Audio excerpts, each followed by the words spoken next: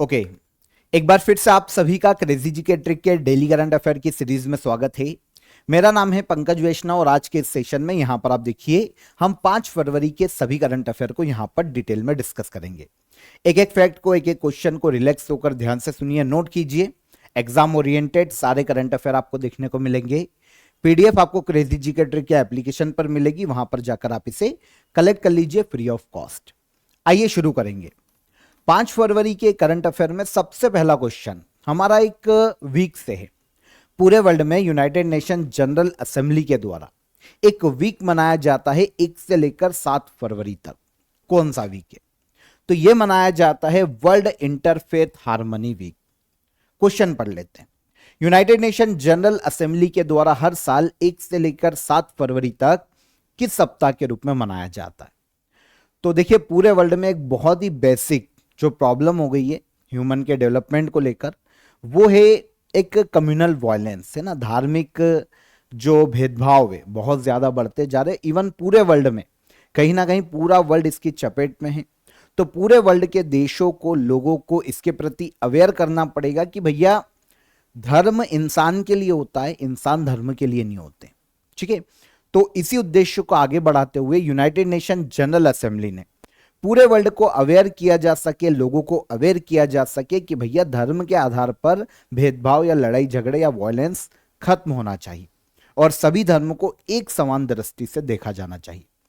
इसी एक उद्देश्य के साथ आगे बढ़ते हुए यूनाइटेड नेशन जनरल असेंबली ने घोषित किया कि 1 से लेकर 7 फरवरी को वर्ल्ड इंटरफेथ हार्मनी वीक के रूप में मनाया जाएगा। तो आंसर यहां पर करेक्ट हो जाता है, आंसर बी। 1 से लेकर 7 फरवरी तक हर साल विश्व धर्मी सौहार्द सप्ताह के रूप में मनाया जाता है। पूरे वर्ल्ड में धार्मिक भेदभाव को खत्म करना, धार्मिक सौहार्द को बनाना उद्देश्य है इस वीक को मनाए जाने का। सबसे पहली बार जॉर्डन के किंग थे जिनका नाम था किंग अब्दुल्ला II। इन्होंने पहल की थी 2010 में यूनाइटेड नेशन जनरल असेंबली में एक प्रस्ताव लेकर आए थे कि भैया हमको ऐसा कोई वीक मनाना चाहिए, वर्ल्ड इंटरफेथ हार्मनी वीक के रूप में। यूनाइटेड नेशन जनरल असेंबली ने इस चीज को समझा और 2010 में ही घोषणा की कि भैया हम बनाएंगे और 2011 में पहली बार मनाया गया। ओके, कब से कब तक मनाया जाता है? 1 से लेकर 7 फरवरी तक इसे सेलिब्रेट किया जाता है। उद्देश्य क्या है? अलग अलग धर्मों के बीच में म्यूचुअल अंडरस्टैंडिंग को बढ़ावा देना, आपसी जो मतभेद है उनको खत्म करना और इसके अलावा आपसी कॉपरेशन को बढ़ावा देना मुख्य उद्देश्य है वर्ल्ड इंटरफेथ हार्मनी वीक को मनाए जाने का 1 से लेकर 7 फरवरी तक। 2010 में यूनाइटेड नेशन जनरल असेंबली ने इसे एक्सेप्ट कर लिया था और पहली बार मनाया गया 2011 में। अब यहां पर इस वीक के साथ कल मैंने आपको एक डेट बताई थी जो कि आपको याद रखना चाहिए। 4 फरवरी को पूरे वर्ल्ड में वर्ल्ड कैंसर डे के रूप में मनाया जाता है और इसके अलावा 4 फरवरी को ही नर्मदा जयंती भी मनाई जाती है। नर्मदा जी के उद्गम के या फिर जन्म की तिथि के रूप में नर्मदा जयंती मनाई जाती है 4 फरवरी को। ओके, क्योंकि एकमात्र ऐसी नदी है जिन पर पूरा पुराण देखने को मिलता है, नर्मदा पुराण। तो इसे भी आपको याद रखना चाहिए। 1312 किलोमीटर लंबी नर्मदा नदी की लंबाई देखने को मिलती है। मध्य प्रदेश के पूर्वी हिस्से में अमरकंटक एक पर्यटन स्थल है, धार्मिक स्थल है, वहां से उद्गम होता है, पश्चिम की तरफ बहती है। एमपी के बाद महाराष्ट्र, फिर गुजरात और फिर जाके गिरती है ये अरब सागर में, खंबात की खाड़ी में। तो नर्मदा जयंती मनाई जाती है 4 फरवरी को। Okay, next question. हाल ही में 3 फरवरी 2025 को बेल्जियम के नए प्रधानमंत्री कौन बने हैं? बेल्जियम जो कि एक यूरोपीय देश है, इसके नए पीएम के रूप में अपॉइंट किए गए हैं Bart De Wever. Bart De Wever Belgium के हाल ही में नए पीएम बने हैं। बेल्जियम की बात करें, यूरोपीय देश है और इसकी कैपिटल है ब्रुसेल्स। नीदरलैंड, फ्रांस, जर्मनी इनसे घिरा हुआ है और जो नॉर्थ सी है ना, उत्तरी सागर, ये टच होता है बेल्जियम से, बाउंड्री साझा करता है। तो बेल्जियम की कैपिटल ब्रुसेल्स। हाल ही में यहां के नए पीएम के रूप में अपॉइंट हुए हैं कौन? तो ये है नए प्रधानमंत्री बार्ट डी वेवर। इनके पहले अभी तक बेल्जियम के पीएम के रूप में काम कर रहे थे अलेक्जेंडर डी क्रो। इनको रिप्लेस किया है बार्ट डी वेवर ने, बेल्जियम के नए पीएम, और बेल्जियम में new Flemish alliance NVA party से ये संबंधित है। तो प्रधानमंत्री पद की इनको शपथ दिलवाई है बेल्जियम के किंग फिलिप ने। किंग फिलिप वर्तमान में वहां पर देखिए साम्राज्यवाद देखने को मिलता है, तो बेल्जियम में किंग प्रथा चलती है, तो बेल्जियम के किंग है फिलिप, इन्होंने पीएम पद की शपथ दिलवाई किसको, बार्ट डी वेवर को, बेल्जियम के नए पीएम। कैपिटल आपको पता चल गई ब्रुसेल से। किंग फिलिप यहां के राजा के पद पर हैं वर्तमान में, यूरोपीय देश है। बेल्जियम की पार्लियामेंट बाइकैमरल देखने को मिलती है, जैसे इंडिया में भी है पार्लियामेंट हमारी राज्यसभा और लोकसभा। वैसे बेल्जियम में दो हाउस देखने को मिलते हैं पार्लियामेंट के, एक है सीनेट जिसे अपर हाउस कहा जाता है, 60 सीट है उसमें। हमारे यहां पर अपर हाउस अगर हम देखें तो राज्यसभा है, और chamber of representatives lower house कहलाता है जिसमें 150 सीट्स हैं वर्तमान में। और नए पीएम बने हैं बेल्जियम के बार्ट डी वेवर। डन। आगे बढ़ने से पहले आप सभी को आज का ऑफर ऑफ द डे बता देता हूं। तो देखिए काफी डिमांड आ रही थी मैथ्स के लिए, क्योंकि काफी एग्जाम्स लाइनअप हैं, तो मैथ्स बहुत ही बेसिक नीड हो जाता है हर एग्जाम के लिए। इवन एसएससी, रेलवे, सेंट्रल और स्टेट के हर एग्जाम में एक बेसिक सब्जेक्ट जो आपको देखने को मिलेगा मैथमेटिक्स। काफी स्टूडेंट को बहुत ही हर्डल आते हैं मैथमेटिक्स में, अर्थमेटिक और एडवांस को लेकर भी काफी प्रॉब्लम आती है। तो आप सभी के लिए देखिए इन सिंगल कोर्स आपके लिए लाया गया है अर्थमेटिक प्लस एडवांस का, जहां पर आपको बहुत ही इजी वे में पूरा मैथ्स कवर करवाया गया है। आपके लिए बायलैंग्वेज क्लासेस मिल जाएगी रिकॉर्डेड फॉर्म में। इसके अलावा आपके कॉन्सेप्ट यहां पर बहुत ही इजी वे में क्लियर हो जाएंगे। आपको आप मॉक टेस्ट लगा सकते हैं, आपको प्रैक्टिस शीट मिल जाएगी। बहुत ही नॉमिनल चार्जेस में आपको ये कोर्स अवेलेबल है। डिस्क्रिप्शन में इसकी मैं आपको लिंक दे दूंगा, उस पर क्लिक करके आप डायरेक्ट इसे अवेल कर सकते हैं। कोई भी क्वेरी है आपकी तो हेल्पलाइन नंबर पर आप कॉल कर लीजिए, व्हाट्सअप कर दीजिए, आपकी क्वेरी सॉल्व हो जाएगी। आगे आ जाएं तो अवेल कर लीजिए, लिंक पर जाकर आप डायरेक्टली इसे अवेल कर सकते हैं। हाल ही में इंटरनेशनल बिग कैट अलायंस को एक इंटर गवर्नमेंटल ऑर्गेनाइजेशन के रूप में स्थापित किया गया है। इसकी शुरुआत किस देश ने की थी? तो इंटरनेशनल बिग कैट अलायंस, देखिए बिल्ली की 7 जो प्रजातियां हैं ना बड़ी बिग कैट, शेर आ जाता है, लॉयन आ जाता है, टाइगर आ जाते हैं, लेपर्ड आ जाते हैं, इनके संरक्षण के लिए 2023 में भारत में जब प्रोजेक्ट टाइगर के 50 साल पूरे हुए थे तो इंडिया ने इस संगठन की स्थापना की थी, बिग कैट अलायंस। जो जैव विविधता है पूरे वर्ल्ड में उसको संरक्षित करने में, संतुलित करने में बिग कैट की बहुत बड़ी भूमिका है। जो फूड चेन होती है ना उसको कंट्रोल करने में, संतुलित करने में बिग कैट की आवश्यकता पड़ती है पूरे वर्ल्ड में। तो इनका संरक्षण किया जाना जरूरी है। और यहां पर एक बहुत बड़ी प्रॉब्लम यह है कि ये जो बिल्ली की ये जो बड़ी प्रजातियां ये खत्म होती जा रही है पूरे वर्ल्ड में, सिमटते जा रहे हैं। इनके जितने भी जंगल हैं, जितना भी क्षेत्र रहने का, वो बर्बाद होता जा रहा है।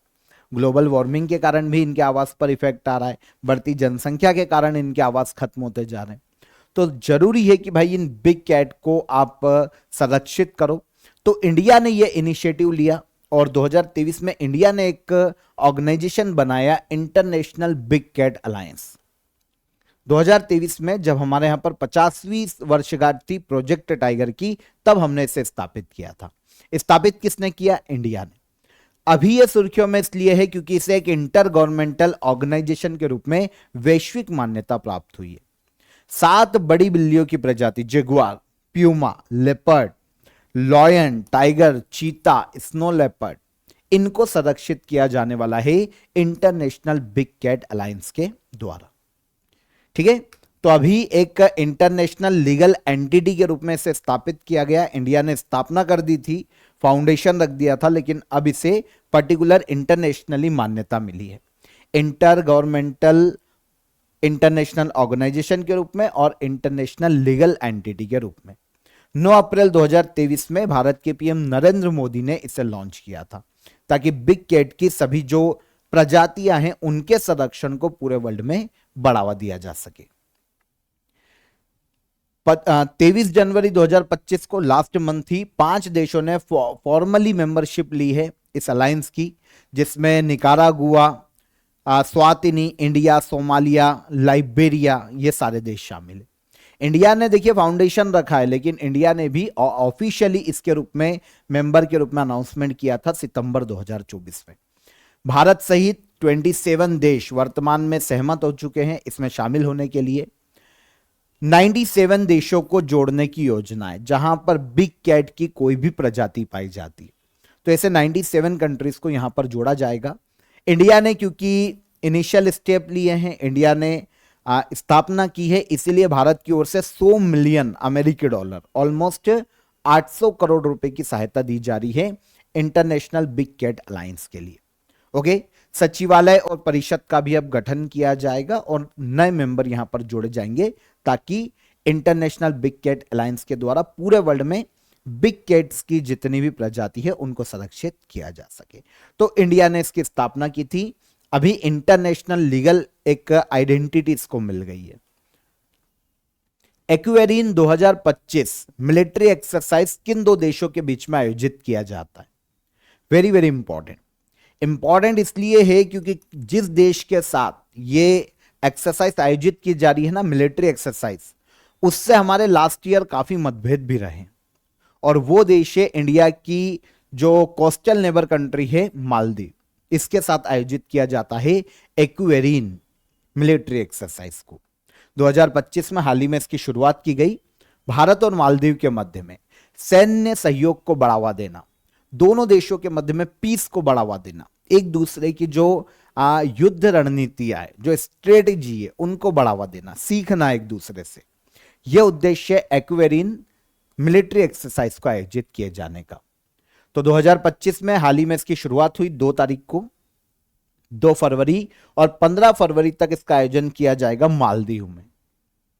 ठीक है, इस साल ये 13वां एडिशन है जो कि मालदीव में आयोजित किया जा रहा है। 12वां एडिशन लास्ट ईयर 2023 में आयोजित किया गया था उत्तराखंड के चौबटिया में, और सबसे पहली बार शुरुआत की गई थी 2009 में। एक्वेरिन मिलिट्री एक्सरसाइज इंडिया और मालदीव के मध्य में एक जॉइंट मिलिट्री एक्सरसाइज है। इस साल आयोजन 13वां एडिशन कहां पर? मालदीव, और 12वां एडिशन हुआ था 2023 में कहां पर? उत्तराखंड। 2 साल में नॉर्मली इस बार इसका आयोजन किया जा रहा है। 2023 में इसका आयोजन किया गया था और अब 2025 में। अदर मिलिट्री एक्सरसाइज की बात करें जो कि आयोजित की जाती है इंडिया और अदर कंट्रीज के मध्य में, जो सुर्खियों में रहती है उनको पढ़ेंगे। तो संप्रीति युद्धाभ्यास इंडिया और बांग्लादेश के मध्य में आयोजित किया जाता है। मित्र शक्ति इंडिया और श्रीलंका, सिलिनेक्स इंडिया और श्रीलंका, सूर्य किरण इंडिया और Nepal, hand in hand exercise India और चाइना। काफी समय से ये बंद है क्योंकि चाइना के साथ हमारे बहुत मतभेद है, तो ये 2017-18 के बाद से बंद होगी, पर हैंड इन हैंड एग्जाम में पूछी गई है। इम्बेक्स की बात करें तो इंडिया और म्यांमार, और इमकॉर की बात करें तो ये भी इंडिया और म्यांमार के मध्य में आयोजित की जाने वाली युद्ध अभ्यास है। तो ये नेबर कंट्री के साथ जो हैं वो यहां पर मैंने आपको बता दिए। हाल ही में एग्री हब को किसके द्वारा लॉन्च किया गया है? एक प्लेटफॉर्म है, एक एप्लीकेशन समझ लो आप, एक प्लेटफॉर्म समझ लो ऑनलाइन, जहां पर एग्री बिजनेस के जितने भी लोग हैं, एग्रीकल्चर कृषक जितने भी हैं, वो सभी एक ही प्लेटफॉर्म पर रजिस्टर्ड होंगे, ताकि एग्रीकल्चर में इनोवेशन को बढ़ावा दिया जा सके, रिसर्च को बढ़ावा दिया जा सके, फंडिंग को बढ़ावा दिया जा सके, कृषि का विकास हो। इसलिए एक प्रोजेक्ट बनाया गया, एक प्लेटफॉर्म बनाया गया है एग्री हब के नाम से। इसे लॉन्च किया है जो हमारी ministry of electronics and IT है, इंफॉर्मेशन टेक्नोलॉजी, इसने, और आईआईटी इंदौर, इन दोनों ने मिलकर इसे लॉन्च किया है। आंसर हो जाएगा आंसर बी। ठीक है, मिनिस्ट्री जो इन्वॉल्व है, ministry of electronics and information technology, और जो आईआईटी है, आईआईटी इंदौर है। ठीक है, तो दोनों ने मिलकर डेवलप किया है एग्री हब। एक एप्लीकेशन है, एक प्लेटफॉर्म है। उद्देश्य यही है कि भैया आर्टिफिशियल इंटेलिजेंस, मशीन लर्निंग और जो डीप लर्निंग है, इन सभी को कृषि में इंटीग्रेट किया जा सके, कृषि में इन सभी को बढ़ावा दिया जा सके।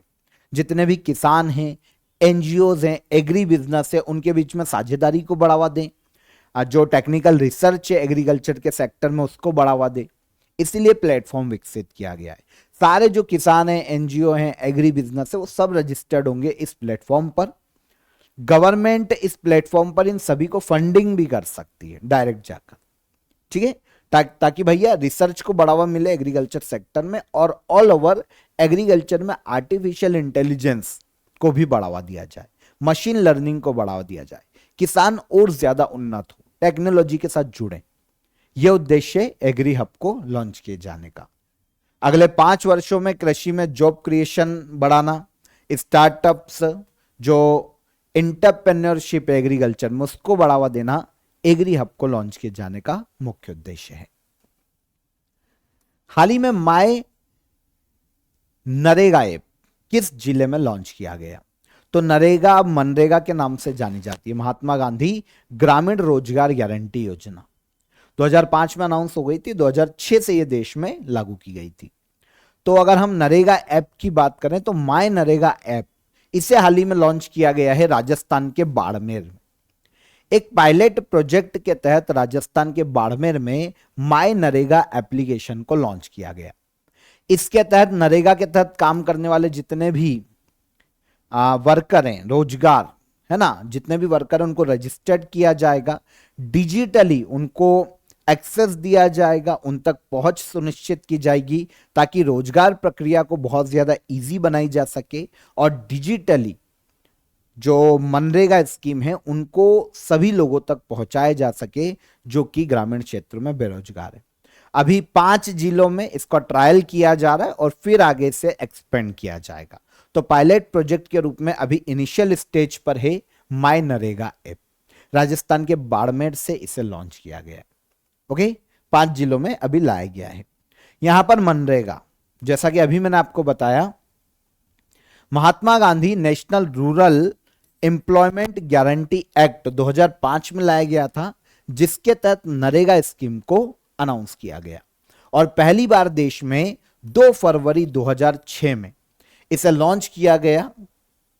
100 दिन का रोजगार देता है ग्रामीण क्षेत्रों में, 100 दिन के रोजगार की गारंटी देता है, गारंटेड वेजेस एम्प्लॉयमेंट उपलब्ध कराने का प्रावधान करता है।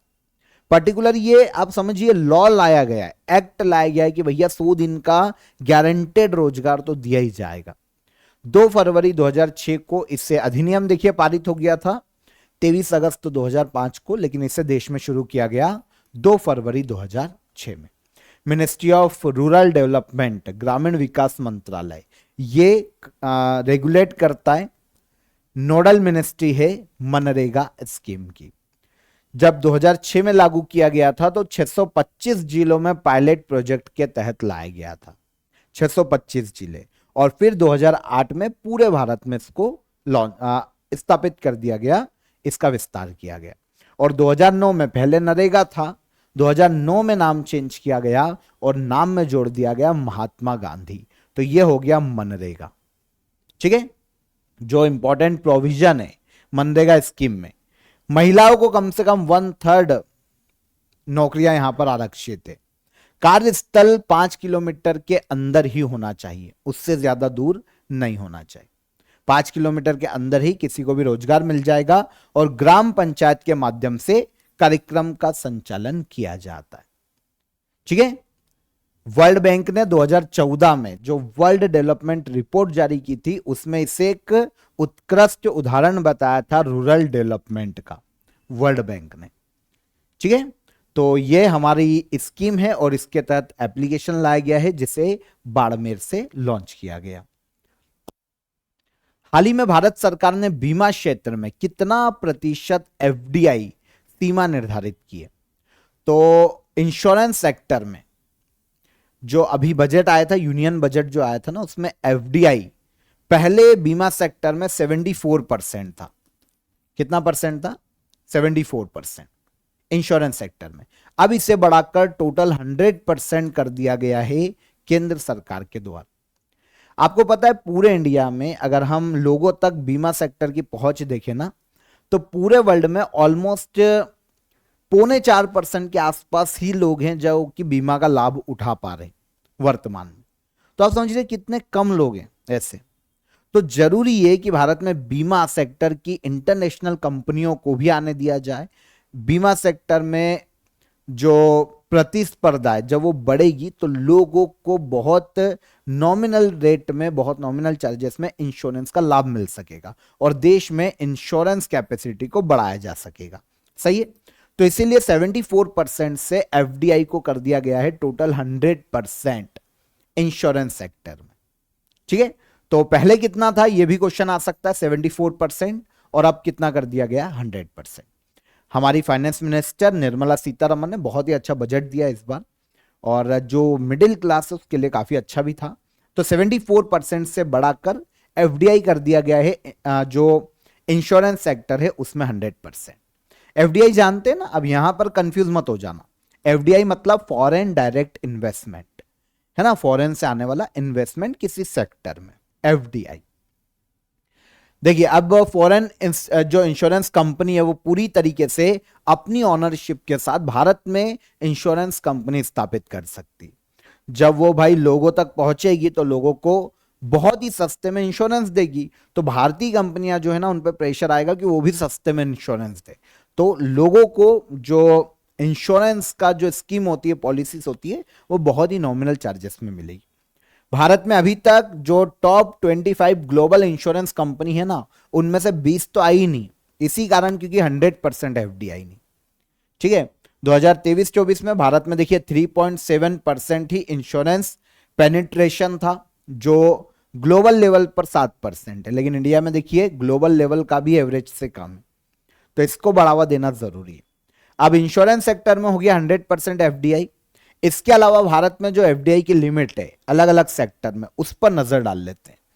पब्लिक सेक्टर बैंक में 20% तक एफडीआई का प्रावधान है। प्राइवेट सेक्टर बैंक में ये 74% है। एलआईसी में 20%, प्राइवेट इंश्योरेंस कंपनी में 74%, प्रिंट मीडिया में 26%। और इसके बाद railway infrastructure, defence, agriculture, education and health और टेलीकॉम, इनमें 100% एफडीआई का प्रावधान पहले हो चुका है। तो इन सेक्टर्स में 100% एफडीआई, और अब इंश्योरेंस सेक्टर में भी 100% एफडीआई कर दिया गया है। हाल ही में चर्चा में रहे तेजस शीर्षे किस खेल से संबंधित है। यहां पर तेजस शीर्षे की बात करें तो देखिए इनसे डायरेक्ट क्वेश्चन यही आ सकता है कि किस खेल से संबंधित है। तो ये 60 मीटर हर्डल रेस से संबंधित खिलाड़ी है, आंसर बी। अभी ये सुर्खियों में क्यों है, ठीक है, अगर हम तेजस शीर्षे की बात करें कि ये सुर्खियों में क्यों है, तो फ्रांस में एलिट इंडोर ट्रैक मीटिंग एक कंपटीशन का आयोजन किया गया था। उसमें मेंस 60 मीटर हर्डल में इन्होंने अपना ही नेशनल रिकॉर्ड ब्रेक किया है। पहले इनका 60 मीटर हर्डल रेस का जो नेशनल रिकॉर्ड था इंडिया का, वो 7.65 सेकेंड में रिकॉर्ड इन्होंने बनाया था। अब इन्होंने इस रिकॉर्ड को ब्रेक करके 7.64 सेकेंड में नया रिकॉर्ड अपने नाम किया। ठीक है। तो तुर्कियों में है तेजस शीर्षे, किस खेल से संबंधित है, तो ये हर्डल रेस से संबंधित खिलाड़ी है। देखिए ये जो कंपटीशन है ना, नॉर्मली जो डायमंड लीग मैंने आपको बताई थी एथलेटिक्स की, उसी की तरह अलग अलग सीरीज में इसका आयोजन किया जाता है, और फाइनली वर्ल्ड इंडोर जो चैंपियनशिप होती है ना, उसके लिए ये क्वालिफाई राउंड के रूप में देखा जाता है।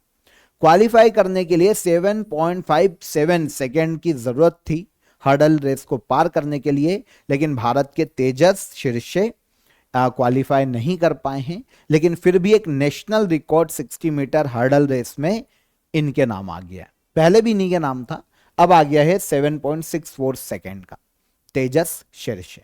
ओके।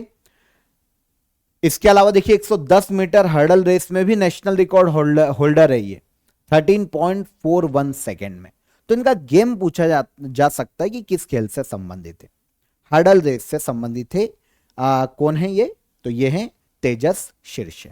ठीक है। इसके अलावा ज्योति याराजी भी हर्डल रेस से ही संबंधित है। विमेंस 60 मीटर हर्डल रेस में इन्होंने 5th पोजीशन यहां पर हासिल की, जीती नहीं है, लेकिन ठीक है, खेल कौन सा है यहां पर क्वेश्चन ये भी आ सकता है।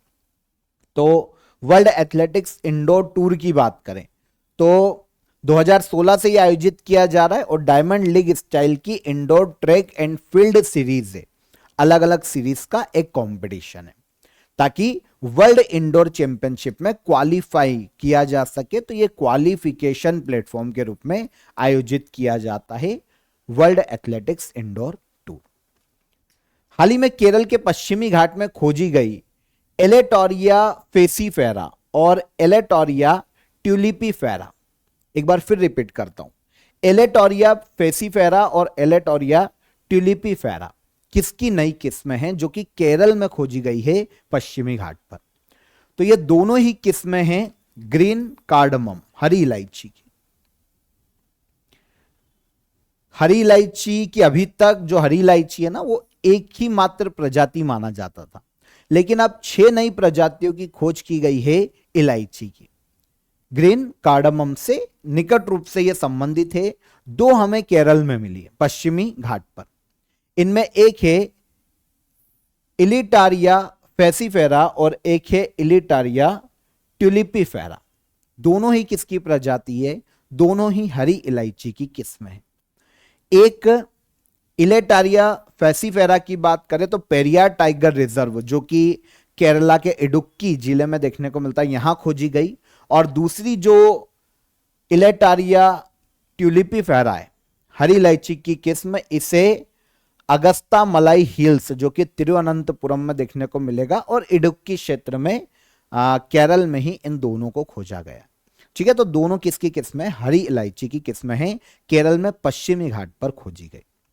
देखिए यहां पर अगर हम हरी इलायची की बात करें तो मसालों की रानी कहा जाता है। दुनिया का तीसरा सबसे महंगा मसाला, पहले है वेनिला, दूसरा है केसर, और इसके बाद माना जाता है हरी इलायची को। नॉर्मली पश्चिमी घाट पे या दक्षिण भारत में जून से दिसंबर मंथ में खेती की जाती है, अनुकूल मौसम माना जाता है इंडिया में। तो इसकी 2 नई प्रजाति की खोज केरल के पश्चिमी घाट पर हाल ही में की गई। लास्ट क्वेश्चन, हाल ही में बजट 2025 में जल जीवन मिशन की समय सीमा कब तक बढ़ा दी गई है? तो अभी जो निर्मला सीतारमन के द्वारा बजट 2025 जारी किया गया, उसमें जल जीवन मिशन जो कि 2019 में लाया गया था देश में हर घर नल जल पहुंचाना, इस मिशन का मुख्य उद्देश्य था, है ना, नल के माध्यम से हर ग्रामीण क्षेत्रों में घरों में पानी पहुंचाना। तो 2019 में से लॉन्च किया गया था, अब इसे बढ़ाकर इसकी अवधि कर दी गई है 2028, जल जीवन मिशन। ठीक है, तो केंद्रीय बजट में जल जीवन मिशन को 2028 तक बढ़ाने का निर्णय लिया गया है। उद्देश्य यह था, जब 2019 में से लाया गया था, कि 2024 तक ग्रामीण घरों में पीने का पानी नल के माध्यम से पहुंचाया जाएगा। तो अभी क्योंकि कोविड भी आ गया था बीच में, 2020-21 का टाइम ऐसे निकला, तो ये योजना लेट हुई। अब योजना का फोकस किस पे है? इंफ्रास्ट्रक्चर की क्वालिटी, ऑपरेशंस को बढ़ाना और वाटर सप्लाई मैनेजमेंट पर पूरा फोकस अब किया जाने वाला है आगे के समय में। 2019 में केवल 15% ग्रामीण घरों में ही नल कनेक्शन था, और अब इसे बढ़ाकर 2024 तक 80% तक कर दिया गया है जल जीवन मिशन के माध्यम से।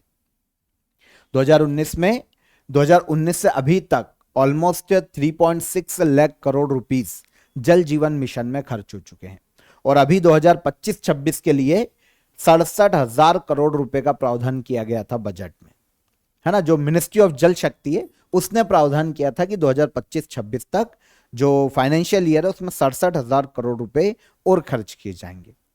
राज्यों द्वारा रिपोर्ट किए गए आंकड़ों के अनुसार 2024 तक 77% घरों में नल का कनेक्शन पहुंच चुका है, और इंडियन गवर्नमेंट के डेटा के अनुसार 80% घर कवर हो चुके हैं, जो पहले कितने थे? केवल 15% 2019 में, जब स्कीम को नहीं लाया गया था। तो जल जीवन मिशन 15 अगस्त 2019 को लॉन्च किया गया, तब केवल 3.23 करोड़, ऑलमोस्ट 17, देखिए 2019 की स्थिति के अनुसार 15 से 17% का डेटा है ये, ठीक है ना। अलग अलग रिपोर्ट्स का अलग अलग डेटा आता है। सेंट्रल गवर्नमेंट का 15% का डेटा था, और स्टेट के अकॉर्डिंग ये 17% तक का डेटा आता है, पर 15% आप मान के चलो। लक्ष्य रखा गया था कि 2024 तक 80% 100% घरों को कवर किया जाएगा, लेकिन केवल 80% घर ही यहां पर कवर हुए। अब इसकी सीमा बढ़ाई गई है 2028 तक, और घोषणा की गई है कि 100% का लक्ष्य प्राप्त किया जाएगा। तो जल जीवन मिशन को केंद्रीय बजट में कब तक के लिए बढ़ाया गया? 2028 तक के लिए। क्लियर हो जाता है। तो 5 फरवरी के सभी करंट अफेयर यहां पर क्लियर हो गए। इजी वे में सारे करंट अफेयर को हमने कवर किया है। अब हम बात करेंगे लास्ट डे के करंट अफेयर के रिवीजन की। देखिए, आईसीसी महिला अंडर 19 T20 वर्ल्ड कप 2025 का खिताब किस देश ने जीता है? तो किसने जीता भैया ये खिताब? ये जीता है इंडिया ने लगातार दूसरी बार। वर्ल्ड वेटलैंड डे हर साल किस तारीख को मनाया जाता है? तो यह मनाया जाता है 2 फरवरी को। हाल ही में भारत ने वशोराज मिसाइल के 3 सफल परीक्षण किए हैं। किसके द्वारा इसे विकसित किया गया है? विकसित किया है डीआरडीओ ने। हाल ही में टाटा स्टील चेस मास्टर्स 2025 का खिताब किसने जीता? तो यह खिताब जीतने वाले व्यक्ति कौन है इन चारों में से? यह है आर प्रज्ञानंद, डी गुकेश को हराकर जीता है। हाल ही में माउंट तारानाकी को कानूनी व्यक्ति घोषित किया गया। यह पर्वत किस देश में स्थित है? तो यह देखने को मिलेगा न्यूजीलैंड में। हाल ही में इंडियन अमेरिकन गायिका चंद्रिका टंडन को किस एल्बम के लिए ग्रैमी अवार्ड दिया गया? तो यह एल्बम हो जाता है कौन सा? त्रिवेणी। हाल ही में right to die with dignity को लागू करने वाला दूसरा राज्य कौन बनने जा रहा है? तो right to die with dignity को लागू करने वाला दूसरा राज्य बनने जा रहा है कौन? तो यह राज्य हो जाएगा हमारा कर्नाटका। हाल ही में प्रकाशित पुस्तक द महात्मा मैनिफेस्टो के लेखक कौन है? तो इस बुक को लिखने वाले व्यक्ति हैं राजेश तलवार। हाल ही में भारतीय सरकार ने किस देश में रह रहे भारतीय नागरिकों के लिए आपातकालीन निकासी सलाह को जारी किया है? तो डेमोक्रेटिक रिपब्लिक ऑफ कांगो। इसके बाद हाल ही में पहली रायसीना मिडिल ईस्ट कॉन्फ्रेंस 2025 का आयोजन कहां किया गया? तो यह आयोजन किया गया यूएई के अबू धाबी में। ओके, तो ये सारे क्वेश्चन लास्ट डे के करंट अफेयर में हमने डिटेल में समझे थे। यहां पर हमने रिवाइज कर लिया सबको। अब हम आ जाते हैं क्वेश्चन ऑफ द डे के आंसर पर। 104वें संविधान संशोधन अधिनियम 2019 का मुख्य उद्देश्य क्या था? तो 104वां संविधान संशोधन अधिनियम पहला SC ST को 10 सालों के लिए आरक्षण को बढ़ाया गया था लोकसभा और विधानसभाओं में, और एंग्लो इंडियन सीटों को खत्म किया गया था 105वें संविधान संशोधन अधिनियम के द्वारा। भारत सरकार द्वारा दिए जाने वाले पद्म पुरस्कारों की स्थापना किस वर्ष की गई थी? तो यह की गई थी 1954 में। और 2011 की जनगणना के अनुसार भारत की जनसंख्या का घनत्व कितना है? तो यह है 382 व्यक्ति पर स्क्वायर किलोमीटर एवरेज जनसंख्या घनत्व। ठीक है, तो ये तीनों क्वेश्चन के आंसर हो गए। पहले का आंसर इसलिए शो नहीं किया क्योंकि जगह कम थी, तो मैंने आपको बता दिया कि क्या प्रावधान था। अब आज के लिए question of the day, Lata Mangeshkar को वर्ष 2001 में किस पुरस्कार से सम्मानित किया गया था? 1867 में मुंबई में प्रार्थना समाज की स्थापना किसने की? और भारत का पहला गोल्फ क्लब किस शहर में स्थित था? तो ये तीनों क्वेश्चन के आंसर कमेंट में बताइएगा। सेशन कैसा लगा ये भी बताइए। सेशन पसंद आया हो तो वीडियो को लाइक और शेयर कर दीजिए। चैनल पर पहली बार आए हैं तो चैनल को सब्सक्राइब कर लीजिएगा। फिर मुलाकात करेंगे नेक्स्ट डे के करंट अफेयर में। तब तक अपना ख्याल रखिए। जय हिंद, जय भारत।